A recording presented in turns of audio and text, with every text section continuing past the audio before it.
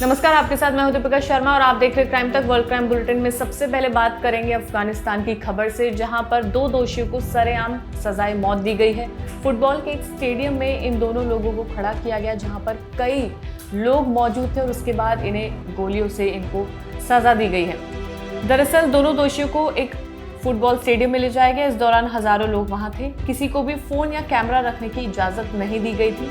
इस मामले की जानकारी तालिबान के शरिया कोर्ट ने बयान जारी करके दी है। अफगानिस्तान के गजनी शहर में ये हुआ है।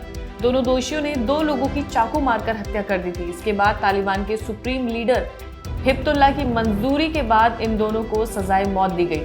गजनी पुलिस के प्रवक्ता अबू खालिद ने कहा कि दोषियों को सजा मृतक व्यक्तियों के परिजनों ने ही दी है।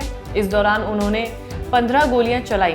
2021 में तालिबान की सत्ता में वापसी के बाद से तीसरी बार था जब दोषियों को सार्वजनिक तौर पर ये सजा दी गई है, यानी कि वहां पर कई लोगों की मौजूदगी में इनको सजा दी गई है। इनको जान से मारा गया है। यूएन ने इसका उल्लंघन किया है कि मानवीय कानून का उल्लंघन है, जो तालिबान ने सार्वजनिक तौर पर इन 2 दोषियों को सजाए मौत दी है। और अगली खबर अमेरिका से है, जहां पर एक अपराधी को नाइट्रोजन गैस का इस्तेमाल करके सजाए मौत दी जाएगी। दरअसल पहले भी ये कोशिश की गई थी, जब इस आरोपी मिलर को जहरीले इंजेक्शन के जरिए सजाए मौत दी जानी थी, लेकिन उसकी नस प्रॉपर जिसमें इंजेक्शन लगना था वो ना मिलने के कारण इस सज़ा को पोस्टपोन कर दिया गया, जिसके बाद अब ये नई तारीख निकाली जाएगी जहां पर इस आरोपी को नाइट्रोजन गैस का इस्तेमाल करके सज़ा दी जाएगी। मिलर ने 1999 में बर्मिंघम में अपने ऑफिस के 3 लोगों की हत्या कर दी थी। ये आरोप उन पर लगाए गए हैं। उसे साल 2000 में दोषी ठहराते हुए मौत की सजा सुनाई गई। हालांकि अब तक इसके लिए कोई तारीख तय नहीं हुई थी। मिलर को इससे पहले सितंबर 2022 में इंजेक्शन के जरिए सजा देने की कोशिश की गई थी, जिसके बाद सजा को टाल दिया गया क्योंकि उसकी नस नहीं मिली थी। इसके बाद मिलर के वकीलों और अलाबामा राज्य में ये समझौता हुआ कि मिलर को अब नाइट्रोजन गैस के जरिए सज़ा दी जाएगी। इसमें इंसान को काफ़ी ज़्यादा दिक्कत होती है, लेकिन ये सज़ा तय की गई है क्योंकि इसने लोगों की हत्या की थी और इस मामले में कोर्ट ने जो सज़ा तय की है वो है नाइट्रोजन गैस।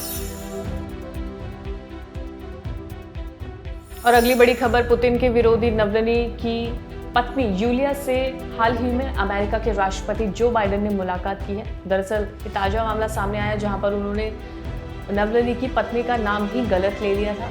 उनकी जो नाम था, सही नाम था यूलिया है और उन्हें किसी और नाम से संबोधित किया।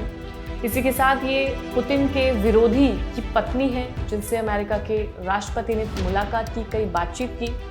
रूसी राष्ट्रपति व्लादिमीर पुतिन के सबसे बड़े विरोधी एलेक्सी नवलनी की मौत के 6 दिन बाद बाइडेन ने उनकी पत्नी यूलिया और बेटी दाशा से मुलाकात की। उस दौरान उन्होंने नवलनी की पत्नी यूलिया को योलांडा कह दिया और ये काफ़ी चर्चा का विषय बन चुका है। बाइडेन ने कहा कि मुलाकात के दौरान मैंने दोनों से कहा कि नवलनी बहुत बहादुर थे।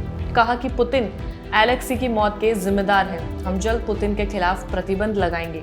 ये खास बातचीत बाइडेन और यूलिया के बीच में हुई है। उन्होंने पुतिन को दोषी ठहराया कि नवलनी की मौत के जिम्मेदार पुतिन है। और अगली बड़ी खबर अमेरिका से, पिछले हफ्ते इलिनॉइस यूनिवर्सिटी के भारतीय अमेरिकन छात्र जो 18 साल की उम्र थी उनकी, जब वो अपने दोस्तों के साथ नाइट आउट के लिए बाहर गए थे तो ठंड में जमने की वजह से उनकी मौत हो जाती है। परिवार ने कई आरोप लगाए हैं कि इस पूरे मामले में अच्छे से इन्वेस्टिगेशन नहीं की गई है। वो अभी तक इन्वेस्टिगेशन की मांग कर रहे हैं। इसी के साथ पुलिस ने जो जानकारी दी है, अकुल देर रात तक 1:30 बजे के करीब लापता हो गया था और लगभग 10 घंटे के बाद यूनिवर्सिटी के कैंपस के पास एक बिल्डिंग में मृत पाया गया। छात्र अकुल धवल अपने दोस्तों के साथ नाइट आउट पे गया था। उसकी मौत का सटीक कारण जानने के लिए कैंपस पुलिस जांच कर रही है। जानकारी के अनुसार उन्हें क्लब में प्रवेश करने से मना कर दिया गया था। धवन के माता पिता का मानना है कि हॉल के आसपास कोई तलाशी नहीं ली गई और यूनिवर्सिटी पुलिस ने भी प्रोटोकॉल का पालन नहीं किया है, यानी कि उनके माता पिता लगातार ये बोल रहे हैं कि इसमें इन्वेस्टिगेशन और अच्छे तरीके से की जानी चाहिए।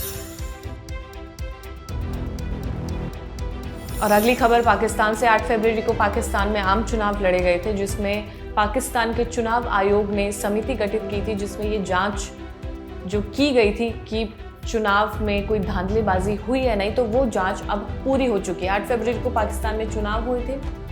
अब समिति जल्द ही अपनी रिपोर्ट चुनाव आयोग को सौंपेगी। पाकिस्तान में चुनाव के बाद से ही तमाम संगठनों का आरोप है कि चुनावों में धांधली की गई। ईसीपी ने आरोपों की जांच के लिए समिति का गठन किया था। ईसीपी की समिति को 3 दिन का समय दिया गया था। समिति ने अपनी जांच तय समय में पूरी कर ली और जल्द चुनाव आयोग को ये रिपोर्ट सौंप दी जाएगी। अब उसके बाद ये पता लगेगा कि आखिर चुनाव में क्या हुआ था, क्योंकि आरोप ये भी कई लगाए गए थे कि उस दौरान इंटरनेट भी बंद कर दिया गया था। तो चुनाव में क्या धांधलीबाजी हुई है क्या नहीं, वो सब इस रिपोर्ट के जरिए सामने आ पाएगा। और फिलहाल इस वर्ल्ड क्राइम बुलेटिन में इतना ही। ताज़ा खबरों के लिए देखते रहिए क्राइम तक।